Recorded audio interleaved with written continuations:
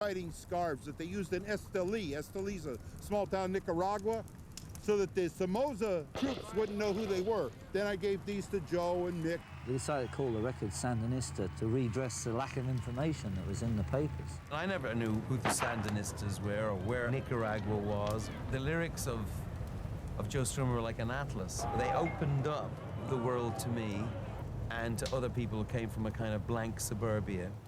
It's up to you not to heed the call up, I don't wanna die.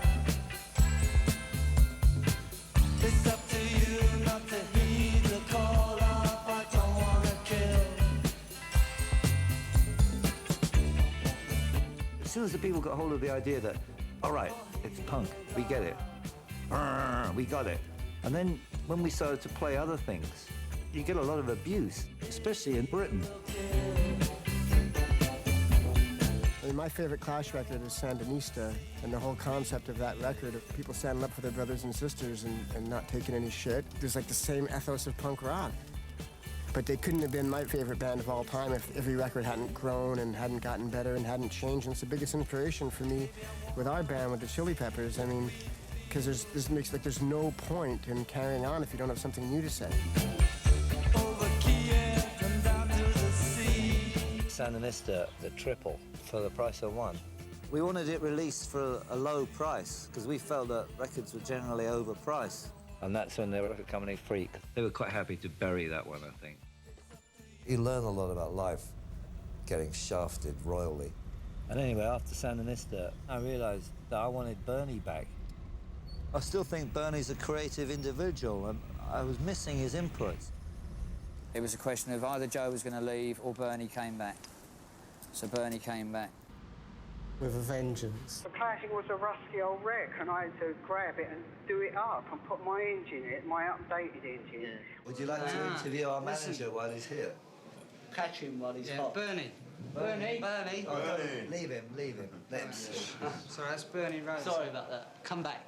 He invented punk. It's obviously too much for him. The Clash became like a family. It was like warring brothers. I think the others kind of looked up to Joe. Joe was like the big brother. He was a bit older, I think that made a difference, and he was probably the most forceful. Then we found our greatest success in commercial terms. The Clash invade America, next Off the Record.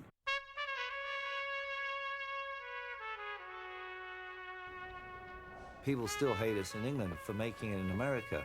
Somebody had to break out and prove that this thing was a global thing. It wasn't just a neighborhood thing.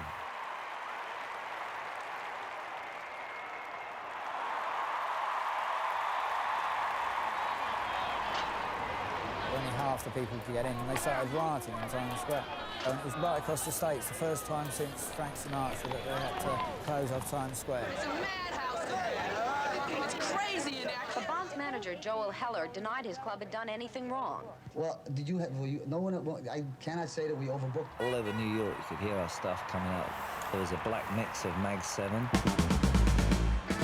That was coming out of every ghetto blaster in the city every hour. That summer, that moment, we had New York.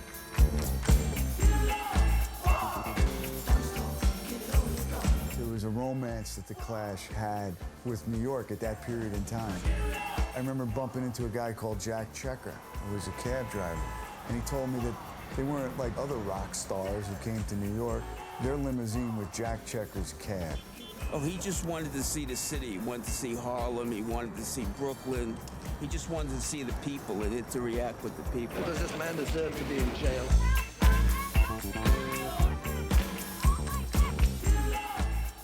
I mean, they took New York, and all the artists wanted to see them and wanted to check them out. The Clash was a revelation. It's something. It took us back to the first excitement of hearing rock and roll for the first time. And all that sound about Raging Bull. Interestingly enough, in Raging Bull, the music that is there is music from the 40s and 50s and opera. But the place I went for the source, for creativity, came from the Clash, really. I did see the Clash at Bonds and Grandmaster Flash opened for them, and they were practically booed off the stage. It was crazy, like 3,000 people, like everybody say, hold, it's like, fuck you. Say, yeah, get the fuck out of here. When the Clash came out, Joe reprimanded the whole place, you know, and said, you know, you gotta give him a chance, you know, you gotta listen, you know, like, don't do that. You know, and the whole crowd was like, oh shit. Strummer just like did a number on us. Even when I'm vomiting on a carpet in the airport, it's him who's standing up for me, having a go at the journalist, saying he's ill, leave him alone. And... Shut up, will you, stupid cunt?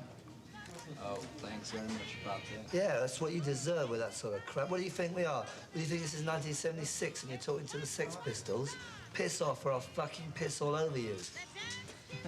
If he feels like throwing up, it's because his stomach hurts. I don't need your jokes to fucking contend with. If you haven't got something serious to say, piss off.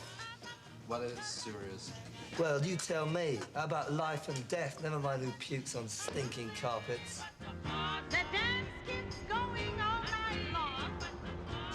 There were parts of his character that I didn't like. I had my girlfriend on the road with me. I had a big argument with her somewhere. And said, right, well, you're not sleeping in my room. I woke up the next morning and she'd spent the night with Joe, you know, and that kind of really hurt. I felt really betrayed, and he did it with me, he did it with other people as well, you know? We'd lost that unity. I was already starting to disappear at my own arse. Joe was having doubts. I think he was already becoming embarrassed by the fact we were so successful. And Mick wouldn't travel on the bus unless he had a spliff. Everybody's got their weaknesses, you know. I'm having a nervous breakdown. We got fed up with each other. We've been living in each other's pockets for year upon year. We never had a holiday. Groups now have a holiday. They go away, they get their heads together. We never had any of that. We just continually work. And Mick thought if he didn't want to play White Riot, none of us could. I made a comment which was probably out of order, and I probably shouldn't have said it, but I did, and that's what sparked the whole thing up. And it was directly related to his presence on the stage. He went, you've got no respect for the stage. And I said, don't fucking tell me about the stage. And then he threw his vodka and orange in my face. So I hit him as hard as I could in the center of the forehead. It was one fuck of a punch, and it drew blood, you know? That's what people call musical differences, ain't it? Mick didn't like White Riot. But Joe looked as shocked as Mick did. Fuck me, what have I done here, you know? Nervous breakdown. Well, I'm no boxer, but I guess that was a triple hook combination with a double uppercut. Eddie Cochran there, nervous breakdown. And it was over the next thing, and I was laughing my head off. Suddenly you're on the Saturday Night Live, you get on Johnny Carson, you're on talk shows. We weren't prepared, funnily enough, after all the years of struggle, to actually be there. Everybody began to get big-headed. It was just falling apart. Never at any one time were the four of us in the studio at the same time. I turn up at Electric Ladyland Studios and no one was there. I've got this idea on the piano. If I put the drums down, and I can put the piano over the top, and when the others come in, I can say, this is my idea. So I put the drums down, put the piano down, and still no one was there. So I picked up the bass and put the bass down quickly, and added the percussion. And by the time they came, I said, listen, I've got this idea. And I played it to them, and it was virtually completed. It was Joe actually said, well, that's brilliant. Bernie came in and he said, why does everything have to be a raga? And we went, what? He said, everything's going on for 6 minutes. How are we going to get this stuff on a record? And then he left, and we started to laugh about the raga. I went back to the Iroquois Hotel on 44th, and it was already daylight again. I had a typewriter in the room, and I went over to the typewriter and I typed, now the king told the boogeyman, you have to let that raga drop. I was tired out of my mind, and that paper sticking out of the typewriter was irresistible. I just sat down and I did the whole lyric to Rock the Casbah. There's no tenderness or humanity in fanaticism. That's what I was trying to say in Rock the Casbah. Mick and Joe's relationship had become really difficult. You know, we used to drive around there and he used to post lyrics through the letterbox. He didn't want to see him, he didn't want to write with him. I got worried at that point that Mick would lead us into disaster. through his complete idealism and refusal to compromise in order to operate in the real world.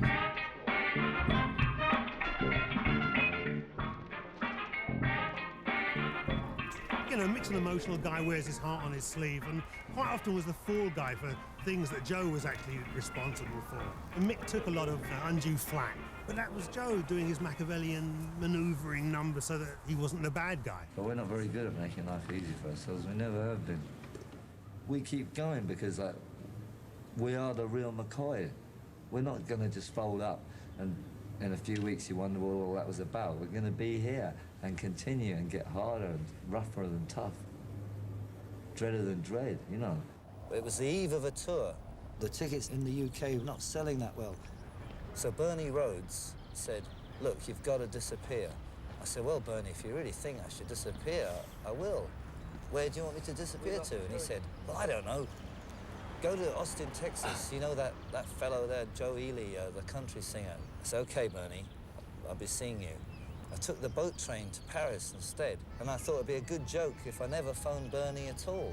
He was going to be thinking he was going to be acting, you know, oh, where's Joe gone? And really, he was going, where has he gone? And I ran the Paris Marathon, too. And eventually they hired a private detective to find me.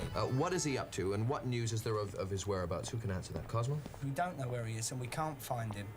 And if you're listening, Joe, I said this before, please get in touch. We need to talk to you. So in no way is this any kind of publicity stunt? None whatsoever, I tell you. He was just proving, without me, this band can't go on.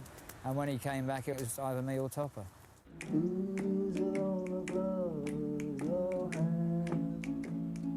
I can't deny that I wasn't firing on all cylinders. When you use drugs, you don't care anymore. I was self-seeking, I was dishonest, I was... You know, I didn't really give a fuck about anyone. They have to undo my boots for me because I can't undo them. Oh, right. Yeah, hurry up.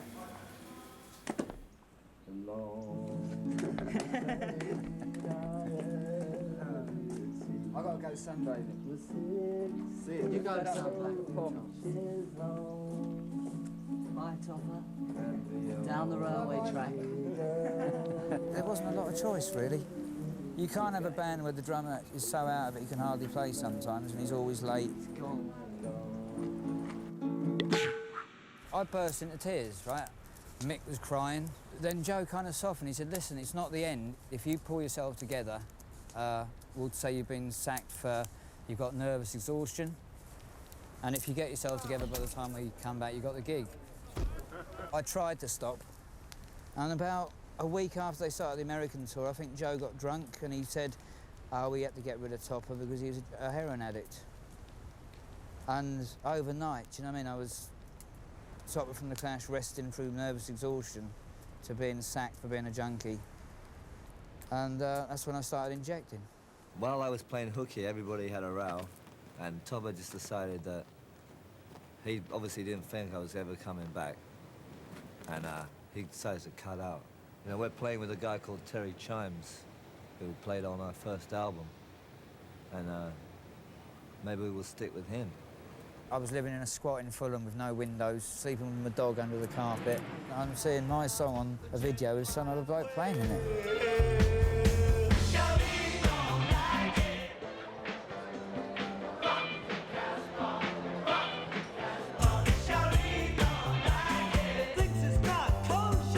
I don't think we played a good gig after Topper was fired.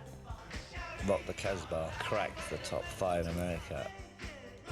We want to be #1 in every country in the world. Seriously, we do. It's made me wake up to a lot of things that are happening in the world. Kick-ass band. Revolutions, nuclear arms race, individual rights. But if that's going to destroy us, then we're not so sure we want it. What do you want to be doing when you're 40 years old? Do you want to stay into this and continue to play? I want some dignity left. Yeah. They're not punk rock now. What are they now? They're just what the Stones are. Obviously, life's full of sick jokes, and you could have seen that one coming, I guess. But it's still of a shock when it actually happens. No, we turned into a load of pop stars. I couldn't believe that we turned into the people we were trying to destroy. I'd rather go back to busking, be a nobody, than carry on like that. When the Clash got really, really huge, it must have on some level, you know, been frightening, you know. I mean, it must have scared them on some level, and maybe they weren't ready for it then. Just afraid that that degree of success or money would taint their purity, their ability to be honest. What is the question? I'm asking you about the kind of responsibility that you feel that you've got towards the fans as the public figures that you are. I just don't feel strong enough to carry anything at the moment, let alone anything like that. Are you discouraged with rock and roll in general, though? It's no worse than any other prostitution business. What we got for you tonight is, we ain't got no baseball tonight. We ain't got no football, they're on strike. But what we have got for you is a little bit of what's going on in London at the moment. So will you welcome, all the way from London Road, London W10, the Clash, come on!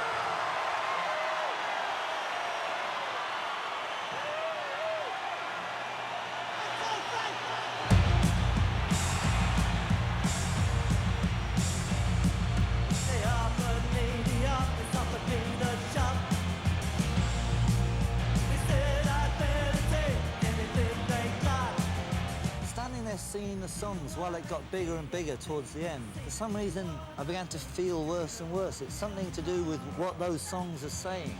Career opportunities are ones I never know. Every job they offer you to keep you at the top. Career opportunities are one that It's all right when we were part of the audience, part of a movement. Well, I hate the army, I hate the RAF. Once it became thousands of miles removed from that, I began to freak out.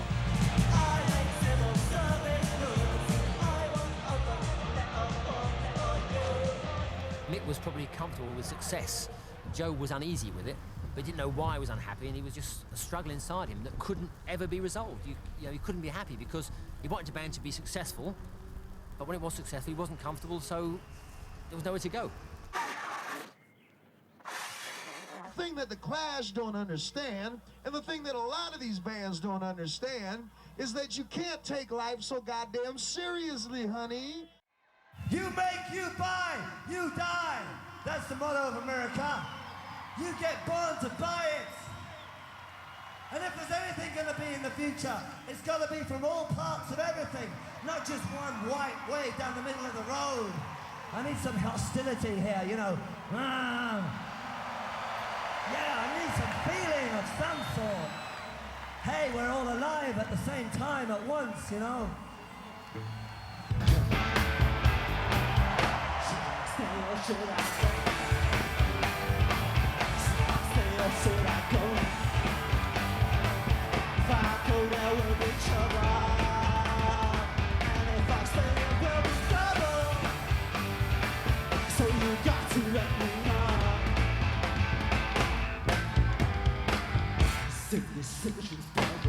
7 years ago, we decided that we were going to be bigger than anybody else, but still keep our message. Who am I supposed to be? Sing the side to remember which husbands I've been over. We have fallen into every pitfall that you could possibly fall into as a group, starting from nothing and becoming something.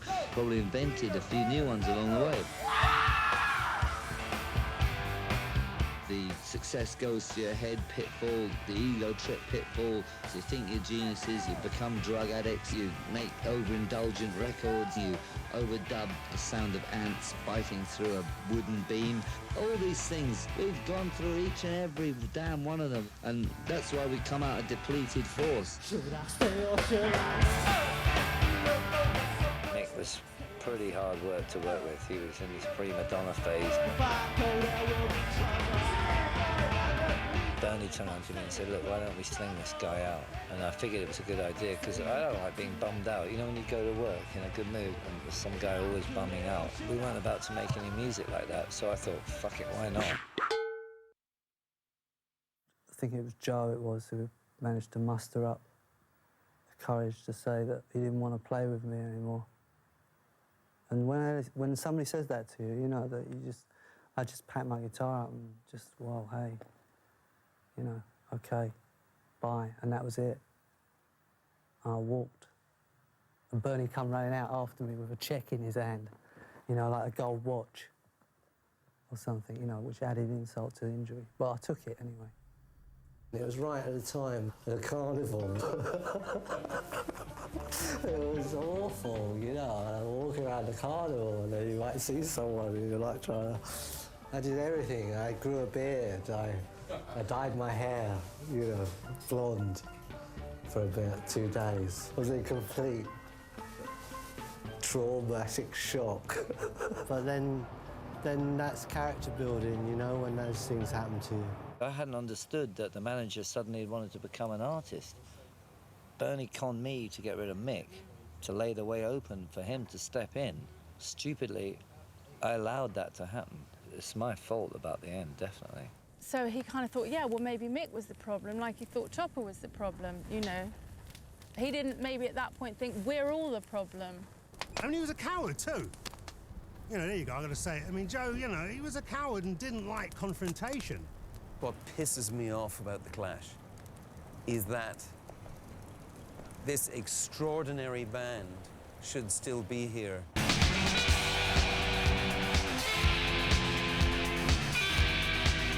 We had to restructure our group to get rocking again.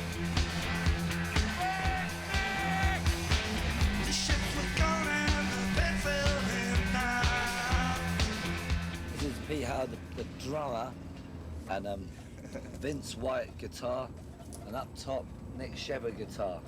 Pete Howard and Vince and Nick Shepherd, they all felt really intimidated, which I can't blame them because they were entering the scene was already so big. How do you feel about the band at this point in time? Great. Can you hear me? Yeah. Great. Everything's blando, blando, blando, you know. Let's have a revolt from the bottom up.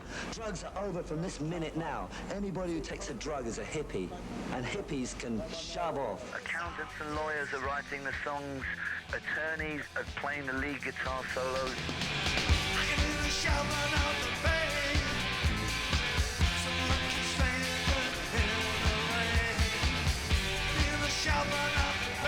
Bernie Rhodes wanted to really take over big time, and he wanted to be the producer, and I let that happen. Everything was wrong. There was no vibe. It was all Bernard's ego. Eventually, I snapped. Strummer, he was a bloke to do the job. He was temporary. He wasn't permanent.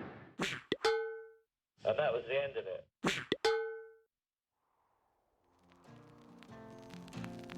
Carina, Carina, yeah, where you been so long? They used to ask me, so you think you schmucks can change the world, they'd say to us. They said it so often that you began to believe them, which is fatal. Trust thyself.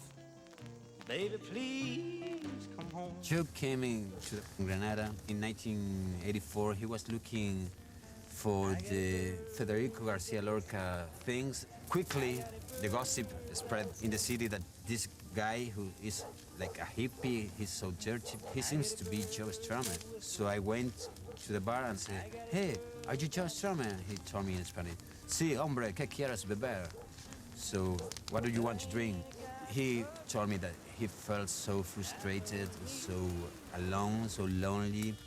He was unsatisfied with what he was doing. And while watching the Alhambra, say, my brother should be here. If he knew Granada before, he probably wouldn't commit suicide. And suddenly he told me how wonderful it is to be alive. That's Bob Dylan with Corina Corina and his wild scratching posse of hip-hop artists. Recorded live at the Village Vanguard down in Old Manhattan. Even though Joe was a natural preacher, and even though he was a really righteous preacher, the very fact that he became a preacher in some ways was maybe a betrayal of his own best instinct. And I always sort of felt like he spent those kind of wilderness years almost doing penance. You know, I had to really disassemble myself and examine all the pieces and put myself back together. I really felt completely destroyed by that experience. And also, my father had died while we were on the last tour. And when I came home, My mother started to sicken, and then she died after the end of that year. You know, I lost my parents, my group. You want to think about things, you know, you become a different person. No more was I an adolescent. I'm a London parent. I've got kids now.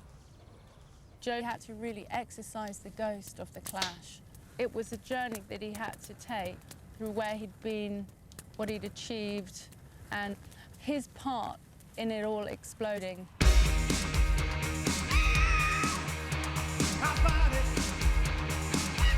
It's ironic that, you know, after Mick was cast out from the Clash, he was really the first one to break big with Biblio Dynamite.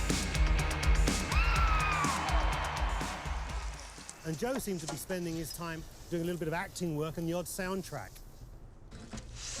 The desert's beautiful at night. Beautiful but lonely. Some people don't believe in God. That was my first week on the picture, you know, and gun twirling takes about a month. I was 18 when I made Straight to Hell with Joe. I was broke, I was busted, I was in love with a total loser, and I had no place to go in London. And I called Joe, and him and his wife and his children took me in like I was, you know, their family. It's great having kids because that brings you back down to earth. You do find yourself shouting, "Turn the bloody music down! Yeah, turn that rumble!" I guess it's some sort of learning thing that we've got to go through. Us rebels thought that we could somehow escape, you know? But it's all in us somewhere, isn't it? We become our parents slowly but surely. I saw him withdraw. He would just completely cut off and go to his cabin or his cell or his whatever he created that was very private, and he'd retreat to that and he'd do his thing. So I suppose in the conventional term, he wasn't 100% brilliant father. When he was on, he was fantastic, and when he was off, he was just not available. He really loved those girls. There were a lot of uncertainties with Joe, but that was one thing that was very clear. You were lead singer of the Clash for many years, and Many. now you're hanging around. Are you looking to form another band?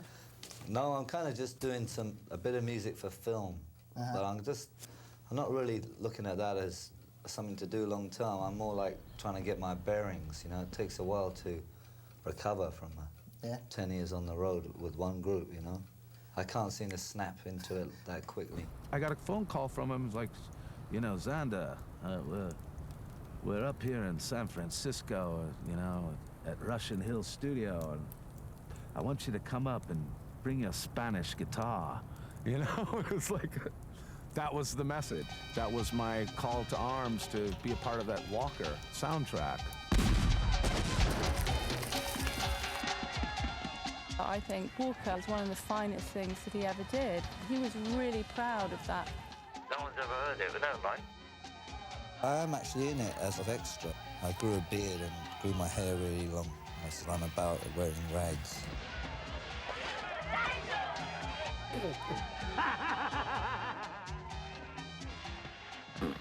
Whenever he tried something new, people weren't really prepared to listen with new ears, because what people wanted was Joe Strummer and they wanted the Clash, and that spoilt a lot of the work that he did. One day I was standing on Portobello Road and I thought, do you know, it's time to cut down on my drinking. And I walked home and the phone rang, and it was the Pose going, "Hey, you've got to come on tour." So I did a US tour, depping for the rhythm guitarist in the Pose. Okay, I'm gonna go out and get vibed up. I think the Pose gave Joe a good appetite to start playing live again himself, you know.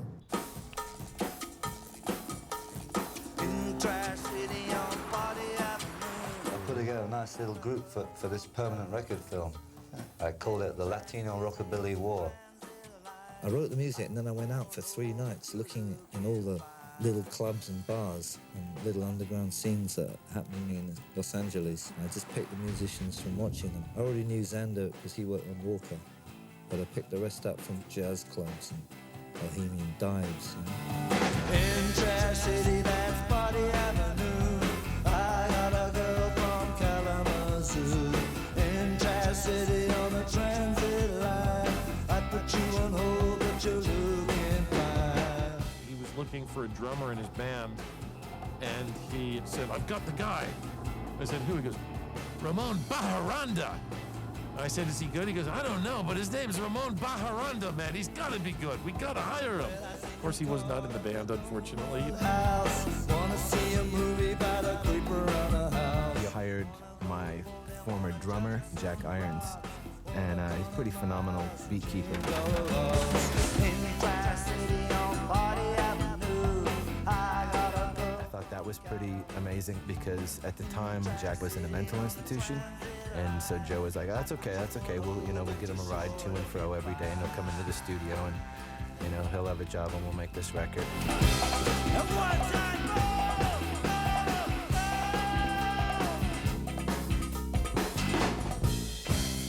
I think if your projects are consistently failing, if they weren't selling records or people weren't really listening, I think ultimately that wears you down. I'm still signed to Epic from the Clash days. Mm-hmm. And you have no great desire to do a record for him? For Epic? Yeah. Well, I expect sometime in the last 4 years someone would ring me up and head me, but nobody ever did. He was quite depressed. He was not happy. I mean, the whole process of Earthquake Weather, in retrospect, I see it as he had masterminded his own death at Epic, Just fucking release me once and for all. I mean, I'm gonna take a $500,000 budget and make a $500,000 art record. And they hated it. I had the head of the label and a bunch of this sort of brass from Epic assembled at Baby O Studios in Hollywood to hear the record. I can't find him anywhere, and he's not at the studio. And I go to the house, and I see in the driveway there's a yellow piece of legal paper nailed to the door. Dear Jerry, : don't be mad, dash. I wish I still had this. I've gone to the desert. We'll be back on, : Sunday, Monday, Tuesday, Wednesday, Thursday, Friday, Saturday, and then he circled Thursday. Joe couldn't just write, I'll be back Thursday. Probably didn't even know until he saw all the days of the week written out in his own hand. Thursday. And he came back Thursday, and it was too late. Everyone had gone back to New York, and he made that record a self-fulfilling prophecy, I think. He didn't have his confidence back yet. The guy fucking intended on shooting himself in the foot, sabotaging his career, and possibly any kind of relationships that he had that he didn't want to be in. He needed to make some serious changes in order to be happy. He had to find a place in himself where he was happy with just being Joe and letting go. Was part of the reason why I shut down shop after Earthquake Weather, because I realised I was contracted to these people on a never-ending contract. So I was kind of fucked, and I decided to bore them out. For the next 8 years, I figured out how to get out of the contract. I guess it was kind of a dark period for him in some ways when we became friends, He had a lot of frustrations about his life in general. I'm sure other people have brought up, the Strummer's law of no input, no output, because he was always interested in taking things in. That period maybe was very important for him and fertile, but I think maybe a little painful at times. And I cornered him in the kitchen. And I said to him, Joe, do you think we'll ever work together again? And it's one of the most brilliant things he ever said to me. He said, don't be stupid, man. I was like, and it was like one of those ambiguous, like, Joe-isms. It's like, don't be stupid, man, of course. Or don't be stupid, man, move on, it's over. Jim asked me to be in his film Mystery Train. And he said that Strummer was going to play one of the parts. I was as nervous to work with him than if he told me I was going to work with Marlon Brando or De Niro or somebody, that it was Strummer. I was like, all right, just calm down. It's okay. You could do this. I was hoping that maturity would arrive. I'm still waiting at the station for it. Yeah, I found you can't just walk in there and expect to get a result. Sorry. A bit like you couldn't really walk into a studio if you never thought about music and put down a good album. Used to go from high to down easily. He was really emotional. Good morning, Saudi Arabia. Kicking off Desert Shield Network, FM 107. And we started off rocking the Casbah. I saw him crying because he saw in the news an American bomb prepared to be thrown in Iraq, was reaching Rock the Casbah. He was crying. He told me, hey man, I never could think that a song of mine could be reaching as a death symbol in a fucking American bomb.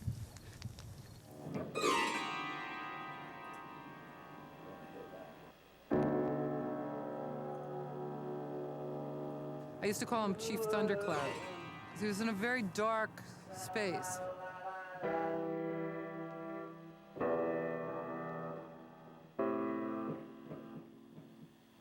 I did this film called When Pigs Fly, and I benefited because he was so anxious to make music.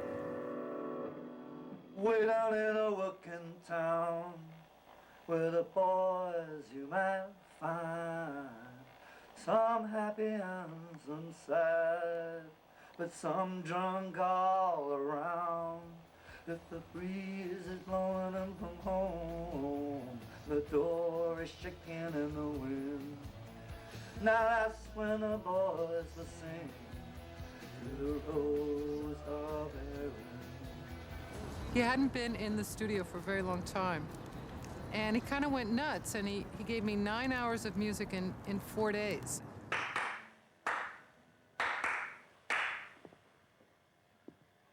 Oh no! Bollocks. Well, you always, every time you get something happening, you always go over it by later in the fury of it. Could you play me the rest of it? You haven't run back, have you? Could you go right to the end to see what's left after that stupid fool clapped on it? Bloody hell! What a pillock! Imagine that you're a rock and roller, and say you were in a big band like I was and what have you, and time goes by, and then you meet a 17-year-old guy. He's never heard of the Clash, and that's the moment that my feet touch the ground again. I've got ideas for the new world. I can't go back.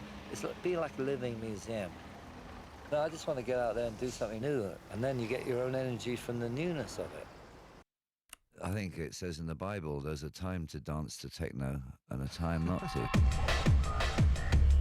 We've got new, fresh sounds every week. You can't even keep up with it. Have you tried keeping up with, like, techno, hardcore, trance, intellecno? It's a hotbed of creativity, and that's a fact. Standing in a kitchen listening to rave music, I couldn't understand it. I had to go to a rave to understand it. And after about 4 hours, we were supposed to go into a trance. In fact, I was going into a trance. And I thought, it's just say we were in a forest and there was nothing to do but these big empty logs. Like, say we were pygmies or something. We'd end up, what we'd be doing by about lunchtime, we'd be standing around a log with big sticks and we'd be going, dum, dum, dum, dum, dum. There's an Anti-Criminal Justice Act in England which is banning parties, raves, repetitive beats, more than 10 people in a field. And it's only made the underground stronger because you have to band together to fight the common thing. It was a case of that as well with punk. You can see the hippie thing about it, you know what I mean? Punks were hippies with zips. People began to kick hippies around, but quite frankly, I am a hippie. I want to be a hippie, you know? Punks and hippies are now fighting together here in England. It's the same thing they want. In fact, you can't tell them apart. And they're coming together in some new, strange style. The first original Strummer campfire probably started at Glastonbury. He loved the kind of community aspect and the techno thing he suddenly got. You know, once it was there, once it was instilled in his brain, he instantly understood it and became a champion for it.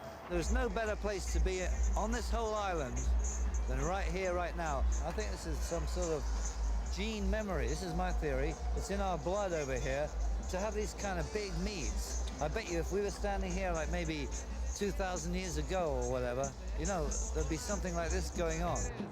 But Joe was looking around the world for different inspiration. This is Andres Landero, the king. Cumbia music, African music. Jason Mayle brought this lovely music to us. We are riding on it. We love it. We play it all the time. Joe was marrying Luce, and I just felt really happy for him because he seemed very happy. It helped to ground him and to help focus him and give him a base to grow from and to start his new music and give him a bit more confidence in himself. And I think Joe really appreciated being Joe Strummer and not being the ex-Clash member. Joe was a very spiritual person. He always had an interest in kind of American Indians, the Incas, Mexicans. But he did love the image and the symbolism attached to a campfire. It was very, very important to him. He saw it as a great opportunity to express himself, but in a really quiet way. I think Joe was fed up with shouting. And there's nothing better than people wandering through and sitting down, because a campfire itself is a very comforting thing. You sit there, you get warm, and you talk. Last train to Nashville, yeah. You got on board. You packed up your medicine and you left without a word. He would go off for hours on end and come back with people from all walks of life, none of whom we knew. He just enjoyed talking to people. He enjoyed listening. He used to learn so much. You don't dance to techno anymore. He's always thinking of other people all the time, like extra tents, extra sleeping bags for everyone. It was an extension of the whole ethos of Glastonbury. For him, it was a form of alternative living with your friends. In Rastafari, we say more fire, and it's not supposed to be a violent thing. It's about purging and cleansing and rebirth and rising phoenix-like out of the ashes. So maybe that's what he was tuned into. He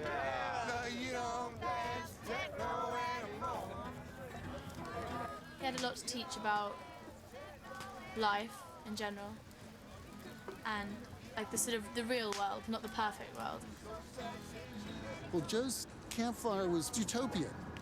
It was re-exploring the rules, re-exploring how you could make music.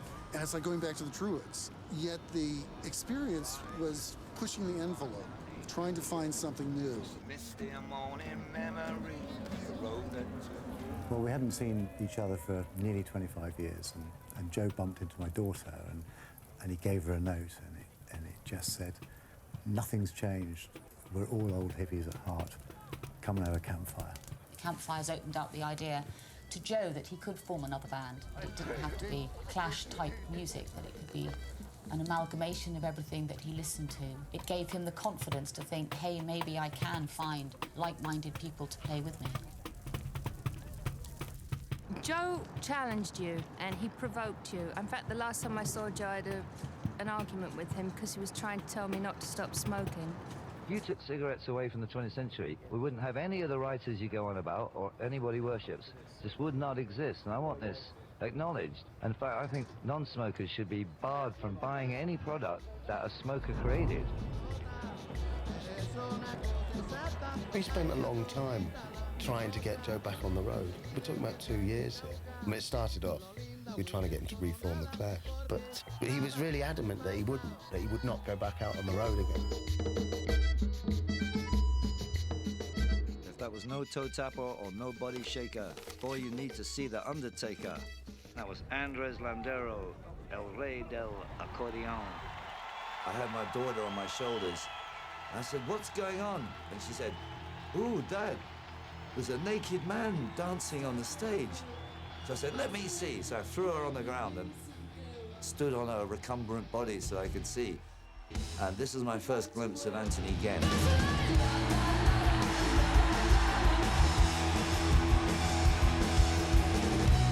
And then I met him after that performance.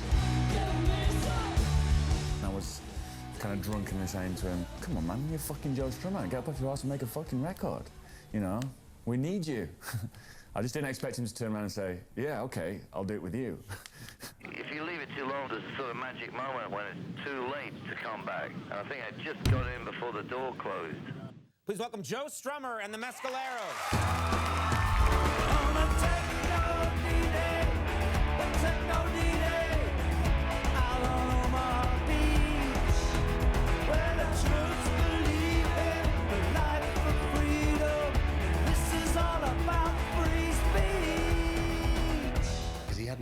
road for a long, long time. He put a few pounds on. You could see he was knackered after 3 tunes because he hadn't paced himself. He was giving it all, you know what I mean? And he was just sweating, but nobody cared. It was Joe. We got to fight for your crowd. Excuse me, girls. I'm trying to promote a rock and roll show tonight. Rock and roll. When you hustle, you got to have a hard shell. Like Captain Beefheart said, one cold vibe won't stop this here boogie. I'll leave you with the flyer in case you fancy going. Okay. It's the hippest place in town tonight. Hey! We're building. When I got back on the road, my expectations were 0 zilch. Because I don't like to be disappointed, so I keep my expectations at a bare minimum. It was constantly about reinvention. Tonight there was a power cut, really a madness. Conversation died, most of us sort of bad. In the darkness an angel. Yeah, he loved it. He loved it. He absolutely loved it. He loved the whole deal, just as a beginning chapter of a new period in his life. Sorted out east and shore. Well, left to shout out, tell me a little more. Songs don't tend to come to you, I think, if there's no outlet for them, because I couldn't get any records out. The songs would occasionally come, but I knew that as soon as we had a contract, the floodgates would open. I got reams of lyrics, carrier bags full of twisted napkins with insane things written on them. And you get a great idea for a lyric, just push people out of the way, throw yourself on the floor and write it down, because it only makes sense in the moment. He would always just walk around the studio and he had an A4 sheet of paper and a pen, and he'd just write reams and reams of lyrics. And it went on for a few hours, and then about midnight or whatever, he went, okay, I've got a song. And he'd just written a song about his walk from Wilson to Cricklewood. And during that time, I was fiddling around with this little tune. I wasn't thinking for a second that Joe was going to go, yeah, that's good. I was just messing around. There was Joe Strummer and there was John Graham Mellor. He talks about his children in that song. Go on, we'll do a skit, today. 1, 2, 3, action. Maybe that night I wrote a song with John Mellor. What about my baby's grown? What about going home? What about what's done is done? We're alive, that's the one. From Wilston to Cricklewood. I feel like pinching myself sometimes. We actually got a record, you're traveling, you're going around, you're in countries, you're talking to people, you're playing shows. It's such a change from 10 years in the wilderness. Yeah, it feels great. I'm having Christmas every day. Now here's Joe Strummer! You know, when the Clash were on tour and we lost the beat, Chef would be like at the side of the stage going, don't forget, pump your loins, children. You know, that was like his motto or something. Well, it's a rockin' world. Make no mistake about it. It's a shocking world. Could be what's so great about it. It's a rockin' world. What the hell is this? Whenever we hung out, all of us brought sunglasses when Joe called saying, we're going out, you know, because you knew you'd be up at dawn somewhere with Joe. You would get a message like, I'm coming into town, and you would take your vitamins and get your rest. And if Joe could find a piano, he would play Junko Partner. Like it's, you know, 5 o'clock in the morning and we're all singing to Junko Partner in some ground floor apartment in the East Village. Slowly but surely, my drug addiction became much more severe. He's seen that movie. He knows how that movie ends. So there's only one thing to do, and that's cut that guy loose. I was staying in Portsmouth at the time. I hadn't seen Joe for a few years, and I saw him in the bar, and he kind of looks at me and goes, have you got an instrument with you? I just said to him, where's your violin? He said, in the car. I said, go and get it.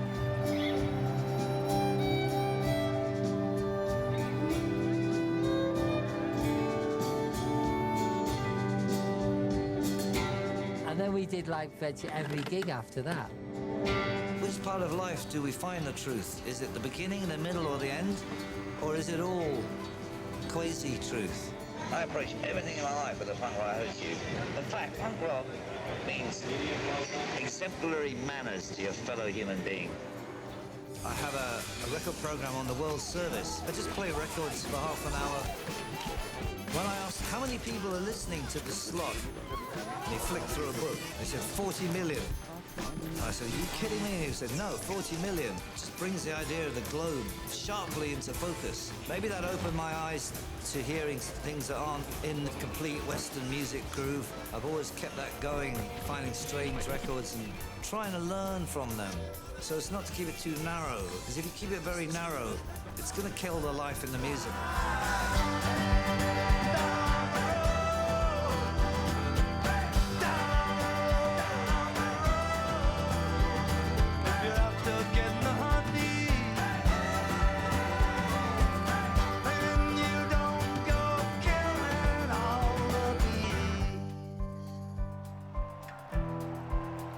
Summertime sun.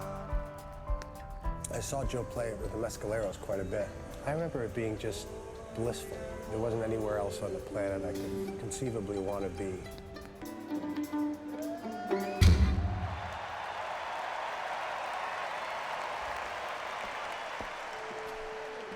Tokyo, typhoon coming in the city of sand. Oh. I love you.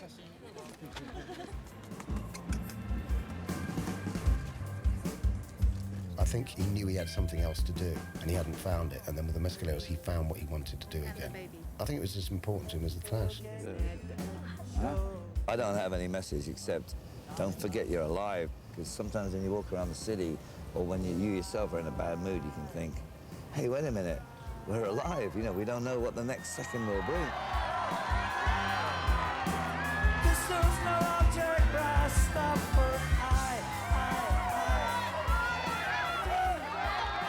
We all thought it might be we play at the Rock and Roll Hall of Fame or something, you know, we get back together.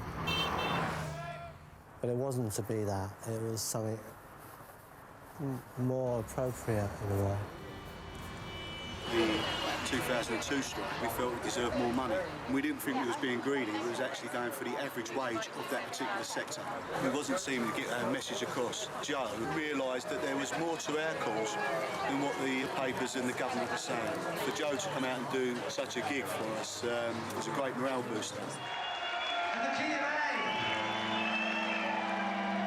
I didn't really intend to play. Joe and I had never discussed it beforehand, and we didn't pre-arrange anything. It was just I felt completely compelled. I said, hold me coat, I'm going out.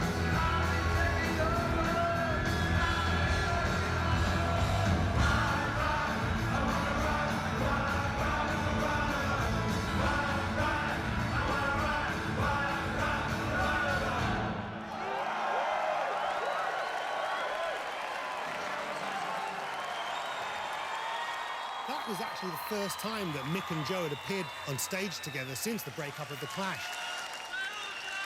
Which was kind of cool because they did it for the firemen and not for somebody paid them £2 million. And that's the end of the first series of Joe Strummer's London Calling. And if you want a second series, please write in. In fact, I'm not even going to wait for you to write in. I'm going to kick off the second series right now. Let it roll with Nina Simone.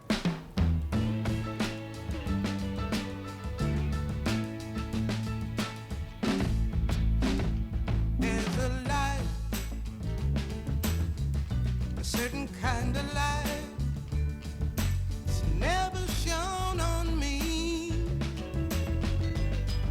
I want my whole life to be. He did this incredible Christmas card. They were a series of islands with campfires on them and people heading towards them, drawn by the campfires in little boats. And it was his vision of heaven, I think, this place where people joined and were together. It was all done very last minute, as always. I think I posted them on December the 21st. So a lot of people received them the day he died. He was a genuinely happy man. There was no pressure, so there was just joy in what he was doing. He just went like that, on the sofa, reading The Observer, I think. He died of a congenital heart defect, which we were all totally unaware that he had. It could have struck him down at any time.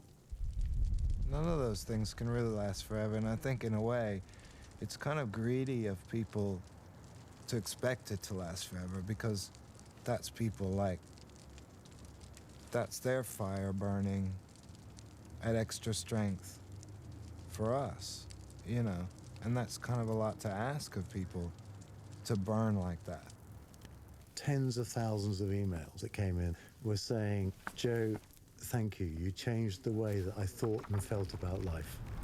His mythology is cast in reinforced concrete, and it's probably helping to hold up the Trellick Tower right now. You know, when you and I carried him into that chapel, it felt like he put a bit of weight on. I think that strat must have been in there. He doesn't. It's like Hemingway said about powers. There's never any end to it, and it's the same with Joe.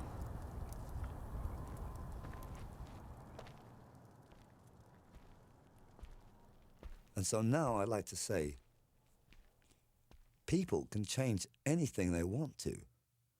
And that means everything in the world. People are running about following their little tracks. I am one of them. But we've all got to stop just following our own little mouse trail. People can do anything. This is something that I'm beginning to learn. People are out there doing bad things to each other.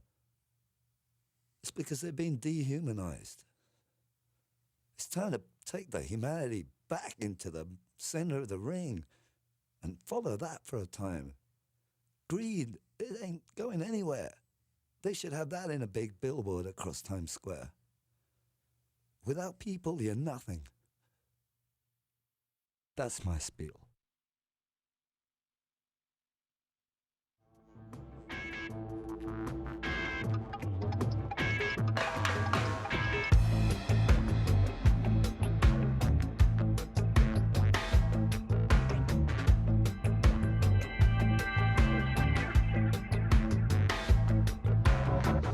I got to the mountaintop, tell you what I could see. Prairie full of souls running from the priests of iniquity. Where the hell was Elijah? And what do you do? The prophecy came was through. We gotta take the walls of Jericho.